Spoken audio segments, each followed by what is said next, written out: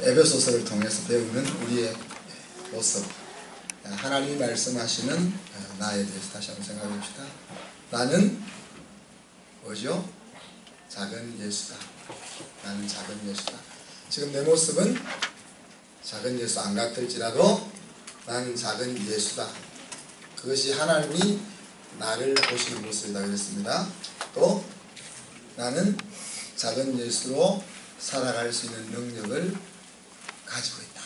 지난주 나눴던 말씀입니다. 그 능력은 우리 예수님을 죽음 가운데서 부활케 하셨던 그 능력, 그 능력이 우리 속에 있다 그랬습니다. 그리고 지난 시간 말씀 속에서 나는 우리 하나님의 가장 소중한 재산이다. 기업이라 표현했는데 피부에 와닿게 이야기하면 하나님에게 있어서 온 우주 만물이 있지만 그 가운데서 가장 귀한 재산이 있다면 나다. 이 세 가지가 지금까지 우리가 배웠던 에베소서에 배웠던 하나님이 보시는 나의 모습입니다. 오늘은 이런 것들이 임한 지극히 큰 은혜에 대해서 나누기를 원합니다. 성도가 하나님 안에서 어떤 존재냐 하는 것을 말하다가 오늘 갑자기 바울은 옛날의 나를 언급합니다. 바울의 말씀을 따르면 마음에서뿐 아니라 입에도 담지 말아야 될 옛날의 모습을 오늘 바울이 이야기하는 거예요. 하나님 없던 시절의 그 비참한 나의 모습을 이야기합니다. 이 말씀을 사실 한 수십 번 제가 살펴봤고 또 설교도 수십 번 했었는데 오늘 이 말씀을 준비하면서 다시 한번 말씀을 생각해 보니까 왜 바울이 그럴까? 바울의 논조에 따르면 이런 부정적인 옛날의 이야기들은 입에도 담기 싫은 이야기인데 왜 또다시 언급을 할까 하는 것입니다. 그것은 하나님의 자녀가 된 것이 얼마나 놀라운 것인가 하는 것을 되짚어 강조하는 그런 바울의 마음이 있는 것입니다. 전에는 저와 여러분을 가리켜서 허물과 죄로 죽었던 자라 그렇게 다시 우리를 이야기합니다. 이때의 비참했던 나의 모습을 잘 인식하지 못하는 경우가 대부분입니다. 전에 허물과 죄로 죽었다. 그럴 때 허물과 죄로 죽었다는 그 모습이 얼마나 처절하고 비참했는지에 대한 것이 잘 느껴지지 않는 거죠. 왜? 우리가 생활 속에서 그렇게 비참한 삶을 경험해 보지 않았기 때문에. 사실은 꿈에도 생각하기조차 싫은 그런 삶의 모습이 오늘 바울이 언급합니다. 예전에 허물과 죄로 죽었던 그 모습, 우리가 꿈에라도 나타나지 말기를 바라는 그 모습이라는 이야기예요.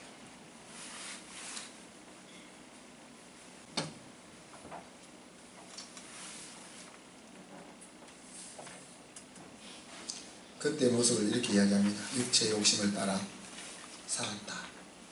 육체와 마음이 원하는 대로 행동했다. 그 결과 하나님의 진노 아래 놓여 있을 수밖에 없었다. 근데 여기서 왜 우리가 과거에 그 육체와 마음에 원하는 대로만 살 수밖에 없었느냐 하는 것들을 설명할 때 세상 풍속을 좇고 공중 권세 잡는 자를 따랐기 때문이라 그렇게 이야기합니다. 성경에 보면은 셋째 하늘이라는 말이 나오죠. 셋째 하늘이라는 말은 하나님이 계시는 곳 그렇게 표현할 수 있다면은 우리가 하늘 이러면은 우리가 살고 있는 이 하늘을 이야기하는데 그럼 둘째 하늘이라는 것이 있을까? 성경에 언급되어 있지 않지만은 하여튼 둘째 하늘이 있을 수도 있는 거죠. 근데 그런 것을 떠나서 사단을 가리켜서 공중의 권세 잡은 자로 그렇게 묘사를 하고 있습니다. 다시 말하면은 하나님의 나라를 섬기던 천사들이 타락해서 사단이라는 존재가 있었던 것이 아니라 하나님이 만든 천사가 하나님의 자리에 이르려고 대적함으로 인해서 추방당한 영적인 존재가 사단인 것이죠.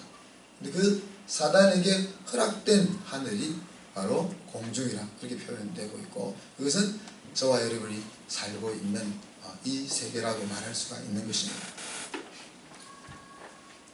우리는 왜 우리가 살고 있는 이 사회가 이렇게 좋지 않은 일들이 많이 일어날까? 또 하나님을 믿는 우리들의 삶 가운데서도 왜 원치 않은 일들이 일어날까 생각할 때 사람들이 점점점 이기적이 되어서 그렇다, 내가 믿음이 없어서 그렇다, 또 내가 아직 성숙하지 못해서 그렇다, 여러 가지 이유를 들 수 있겠지만, 오늘 이 말씀을 빌자면은 그 모든 것들이 공중의 권세 잡은 자의 지배 속에 있기 때문에 그렇다라고 설명할 수가 있다는 겁니다.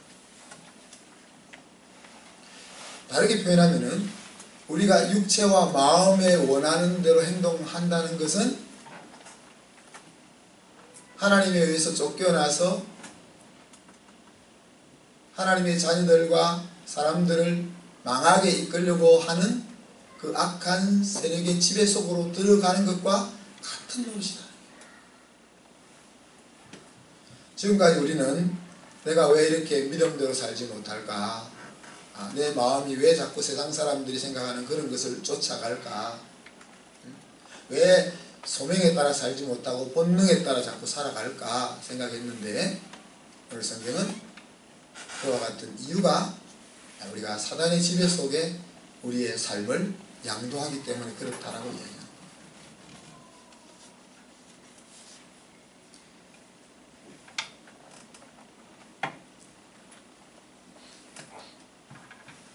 육체와 마음이 원하는 대로 사단이 지배하는 데 내 삶을 맡길 때 올 수 있는 여러 가지 삶을 우리가 생각해 볼 수 있지만은, 우리가 성자라고 생각하는 사람들의 고백을 한번 들어보면은 그 실체를 더 정확하게 깨달을 수 있습니다. 여러분, 마하트마 간디라는 사람은 평화주의자요, 많은 사람으로부터 역사적으로 추앙받는 인도의 국부와 같은 그런 사람이잖아요. 그런데 그가 죽기 전에 이런 표현을 하고 죽었습니다. 내 님으로부터 점점 멀어짐을 느낀다. 여기서 님이라는 것은 절대 자유입니다. 자기가 그렇게 추구했던 자기의 삶 전체를 바쳐서 세상 것을 다 버리는, 많은 사람들을 위해서 살았던 그 인생, 자기가 찾는 절대자를 향하여 인생을 다 사용하고 달려갔는데, 죽기 전에 남겼던 고백은 내 님으로부터 점점 멀어짐을 느낀다. 그는 하나님을 모르는 사람이었지만은 자기의 삶에 대해서 정직하게 고백을 하고 있는 거예요. 우리나라에는 한 20년 전에 우리 성철 스님이라는 사람이 이 세상을 떠났습니다. 성철 스님의 글과 설법은 많은 사람들에 의해서 읽혀지고 있고 또 추앙받고 있죠. 근데 그분이 이런 글을 남겼습니다. 죽기 전에. 한자로 되어 있어가지고, 생평기광 남녀군 미천죄업 과수미 활함아비 한만단 일륜토홍 괴벽산. 무슨 말인지 모르겠죠. 그래서 풀어서 보면은 생평기광 남녀군 이라는 한평생 남녀 무리를 속여 미치게 했으니, 제 말이 아니고 많은 사람들이 추앙하는 성철 스님의 말입니다. 죽기 전에 내가 수많은 남녀 무리들을 속여서 미치게 했다. 둘째, 미천죄업 과수미. 이 수미라는 말은 불교의 우주관에 있어서 우주의 중심을 이루는 거대한 산을 가리켜서 수미산이라 그렇게 부릅니다. 근데 그 죄업이 하늘에 미쳐서 수미산보다 더 크다. 자기가 한 일이 그렇다는 이야기입니다. 셋째, 황함아비 한만단. 그래서 불교에는 아비지옥이라는 게 있죠. 아비지옥이라는 것은 불효자가 가는 불이 활활 타오르는 지옥을 아비지옥이라, 그래서 아비규환이라 하는 수가 있는 겁니다. 그래서 산채로 지옥불에 떨어지니 그 한이 만갈래나 되는구나. 자기 인생을 그렇게 이야기하는 겁니다. 마지막으로 일륜토홍 괴벽산이라, 한 덩이 붉은 해가 푸른 산에 걸렸다. 이렇게 죽기 전에 고백을 하고 갔습니다. 믿는 우리의 선배 사도 바울은 뭐라고 얘기했습니까? 오라 나는 곤고한 사망이로다. 이 사망의 몸에서 누가 나를 건져내랴. 공중 권세 잡은 자 아래서 인생을 살아갔던 사람이 편견을 버리고 외칠 수 있는 마지막 말이 이 이야기들이야. 그래서 우리가 내가 옛날에 죄와 허물로 죽었던 나 그렇게 이야기할 때 사실 제가 뭐 죄를 짜다리 지었습니까? 나름대로 착하게 살려고 했었고, 그죠? 제가 또 뭐 연약한 뭐 많이 있습니까? 약하기도 하지만 그 나름대로 강하다고 생각하며 살아가는데, 그래서 죄와 허물로 죽었던 나라는 말이 피부에 잘 와닿지 않는 거예요. 그럼 오늘 우리가 세 사람의 이야기를 간단하게 살펴봤는데, 그렇게 인생을 헌신적으로 살았던 사람의 마지막 입에서 나오는 말들이 바로 죄와 허물로 죽었던 우리의 비참한 모습의 좋은 표현들이다.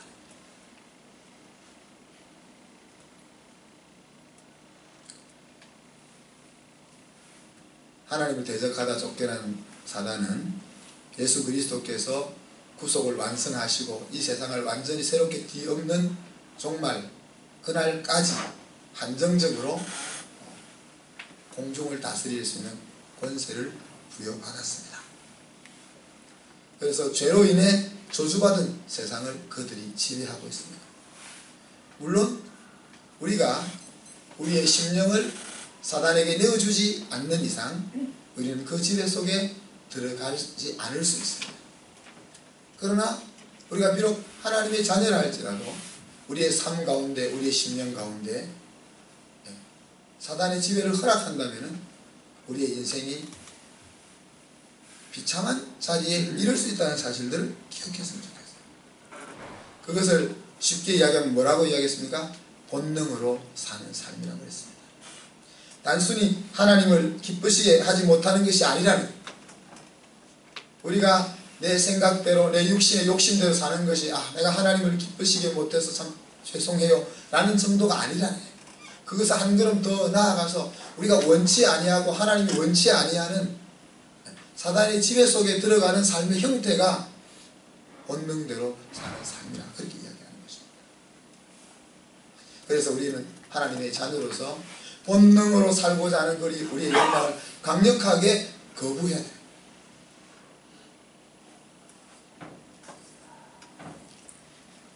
이러한 우리의 비참한 옛날을 들춘 다음에 사도 바울은 하나님 안에 들어온 나를 다시 이야기합니다. 1절 보면은 뭐라고 했습니까? 너희 허물과 죄로 죽었던 너희를 살리셨다.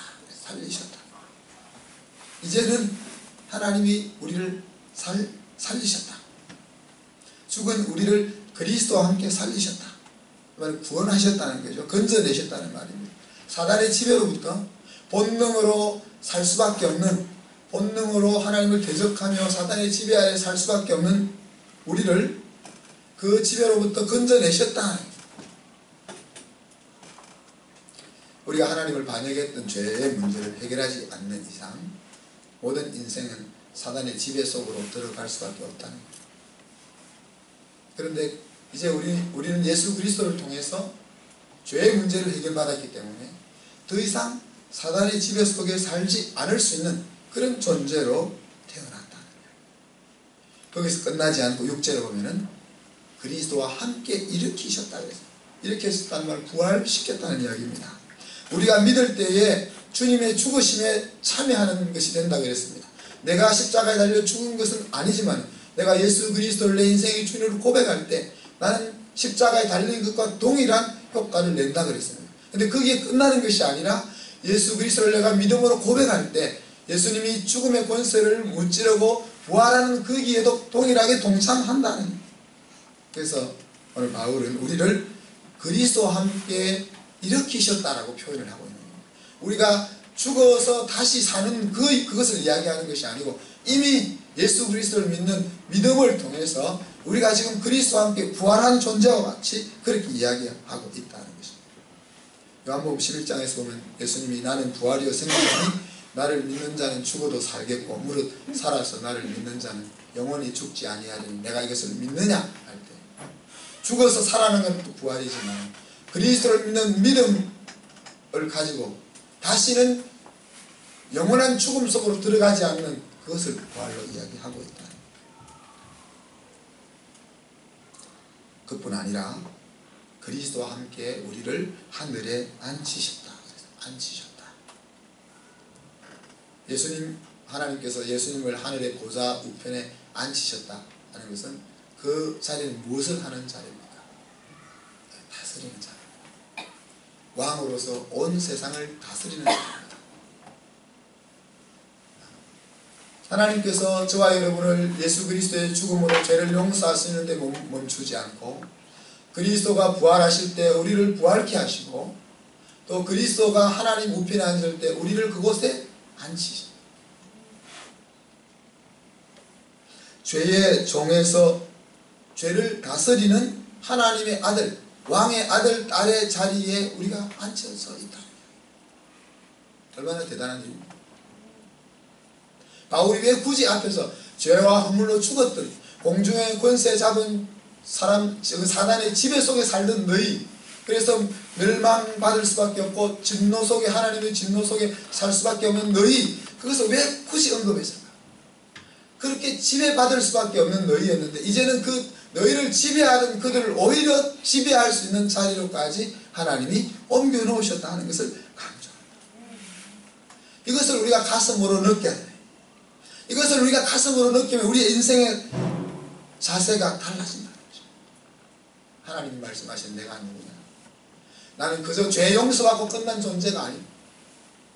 그리스도가 부활할 때 우리는 부활한 존재고 내 속에 그리스도께서 능력으로 살아계시는 존재고 나를 억압하며 나를 본능으로 살게 하던 그 지배를 벗어나서 오히려 그것을 다스릴 수 있는 자리에까지 나를 변화시켰다는 것이 나의 본래 모습이다. 이 얼마나 놀라운 일입니까? 이 놀라운 일이 어떻게 저와 여러분에게 일어났습니까? 오늘 설교 제목은 그 큰 사랑. 오늘 4절에 보면은 하나님의 그 큰 사랑으로 그렇게 표현했습니다. 긍휼에 풍성하신 하나님으로부터 하나님은 긍휼이 풍성하다. 그래서 하나님의 속성 하나님은 불쌍히 여기는 마음이 차고 넘친다. 자기를 사랑하는 자녀가 힘들게 살고 있을 때 자기를 사랑하는 자녀가 사단의 지배 속에 방황하고 있을 때 불쌍한 마음이 충만하다. 그런 하나님입니다. 7절에 보면 자비로 은혜를 풍성하게 주시는 하나님입니다. 자기의 자녀들에게 은혜가 필요하다면 넘치도록 부어주시는 분이 하나님입니다. 왜 하나님께서 이 큰 사랑으로 우리를 그렇게 변화시켜 놓았는가? 그것은 오는 여러 세대의 그 하나님의 큰 사랑을 나타내려고 그랬습니다. 그리 나타내어서 그 오는 세대 모든 사람들로 하여금 하나님의 은혜의 왕국으로 들어오게 할 목적을 가지고 계신 것입니다. 사랑하는 성도 여러분, 진정으로 은혜를 맛본 사람은 은혜로워집니다. 그리고 그 은혜를 나누게 되어 있습니다. 그런 성경의 많은 예들 속에서 그 모습들을 볼 수 있습니다. 악한 동과는 1만 달란트라는 엄청난 감당할 수 없는 빚을 탕감받았음에도 불구하고 그 은혜를 제대로 깨닫지 못했기 때문에 200데나리온 밖에 빚지지 않은 자기의 동료를 핍박했습니다. 사마리아 여인은 망가져 소망 없는 인생을 회복시켜 주셨던 그 주님과의 만남으로 인해서 일평생 부끄럽게 수치스럽게 살아왔던 삶을 내팽개칠 수가 있었어요. 삭개오는 돈밖에 모르면서 그렇게 살았던 인생이었지만 자기가 목숨처럼 생각했던 그 돈을 예수님을 만나고 나서 초계처럼 버릴 수 있는 자리까지 나아갈 수 있었습니다. 이것이 은혜를 우리가 정말 제대로 맛보고 은혜를 제대로 경험한다면 우리는 은혜로운 자리로 나아갈 수밖에 없는 것을 보여주고 있습니다. 우리가 왜 율법의 나라에 자꾸 머뭅니까? 왜 우리가 무엇을 해야만 한다는 강박관념 속에 계속 살아갈 때가 많습니까? 왜 우리가 복음을 전하는 그 장벽을 넘지를 못합니까? 그것은 이 큰 은혜를 매 순간 우리의 심령 속에 풍성하게 임하지 않게 해요.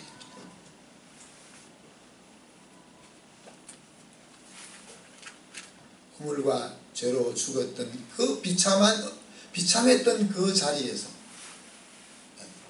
이 세상 무엇으로도 비길 수 없는 대단한 자리에 옮겨놓은 그 큰 은혜, 그 큰 은혜가 우리의 심령 속에 매 순간 풍성해지면 우리는 율법의 자리에 머물 수 없고 은혜의 나라에서 살게 되는 것이고, 우리는 더 이상 그리스도의 복음을 다른 사람에게 나누어주고 자랑하는 것에 멈출 이유가 없다는 거예요. 복음이 능력이 되지 않고 사람을 두려워하지 않는 이유는 하나님의 그 큰 은혜를 내 심령 속에 매일 일깨우지 못하기 때문에 그렇습니다. 아들의 나라는 은혜 가운데 들어가는 나라라고 했습니다. 그리고 그 아들의 나라는 들어가고 끝나는 것이 아니라 은혜 가운데 사는 나라라고 그랬습니다. 우리는 이 은혜의 법이 없이는 우리의 구원과 또 우리의 능력 있는 삶이 없음을 기억해야 합니다. 사랑하는 성도 여러분, 우리의 현 주소는 무엇입니까? 저와 여러분의 현 주소는 어디입니까? 하나님의 큰 은혜로 아들의 나라에서 왕노릇하는 그 자리가 저와 여러분의 현 주소입니다. 그와 반대로 사단의 나라에 사는 모습은 무엇이라고 했습니까? 육체와 마음이 원하는 대로 사는 것이라고 했습니다. 본능에 따라 사는 것이라고 했습니다. 우리는 이 말씀을 마음속에 다시 새겼습니다. 육체의 본능이 원하는 대로 사는 것은 그저 좀 미안하고 아쉬운 삶이 아니라 우리가 그렇게도 거부해야 하고 하나님이 그렇게도 싫어하는 사단의 지배 속에 내 인생을 내던지는 것 같다 하는 그 마음이 오늘 말씀을 통해서 우리 속에 살아 있었습니다. 그래서 순간순간 내가 가정에서 또 직장에서 학교에서 어디서든지 이 본능이 살아나려고 할 때 우리 속에 있는 성령의 능력으로 그것을 강력하게 거부하고 나는 왕의 아들이다, 왕의 딸이다, 내가 그 본능을 다스려야 하고 세상을 하나님 주신 능력으로 다스릴 수 있는 자다 하는 것을 선포하면서 승리할 수 있는 저와 여러분이 될 수 있기를 주님의 이름으로 축복합니다. 기도하겠습니다. 하나님 아버지, 하나님 없던 때의 나의 모습이 얼마나 처절하고 비참한 것이었는지를 오늘 사도 바울의 이 짧은 말씀 통해서 조금이나마 깨닫게 하셔서 감사합니다. 그러나 오늘 우리가 서 있는 이 자리가 세상 무엇과도 견줄 수 없는 얼마나 놀랍고 대단한 자리인지 하는 것을 또한 깨닫게 하심을 감사합니다. 주님, 이와 같은 놀라운 일들이 하나님의 그 큰 은혜로 주어졌다는 사실을 깨닫게 하셔서 감사합니다. 주님, 우리가 시시때때로 율법의 나라로 돌아가지 않도록 우리의 심령 속에 이 은혜의 법이 충만하게 하여 주시옵소서. 하나님께서 그 크신 은혜를 통하여 나를 어떠한 자리에 앉혀 놓았는지를 심령으로 기억하고 고백하고 선포하고 하나님을 자랑하는 저희들이 될 수 있게 하여 주시옵소서. 주님, 우리는 더 이상 내 본능의 노예가 아니고 본능의 지배 속에 살 그런 존재가 아니고 본능을 다스리며 온 세상을 지배하며 왕노릇할 수 있는 온 우주의 왕 되신 아버지의 아들 딸임을 마음속에 한시도 놓치지 아니하고 승리하는 우리가 되게 하여 주옵소서. 내 마음속에 옛사람이 살아나려고 할 때마다 성령으로 거부할 수 있게 해주시며 성령으로 의의 법 가운데 승리하며 살아갈 수 있는 저희 한순교회 성도들 다 되게 하여 주시옵소서. 감사드리며 예수 그리스도 이름으로 기도하옵나이다. 아멘.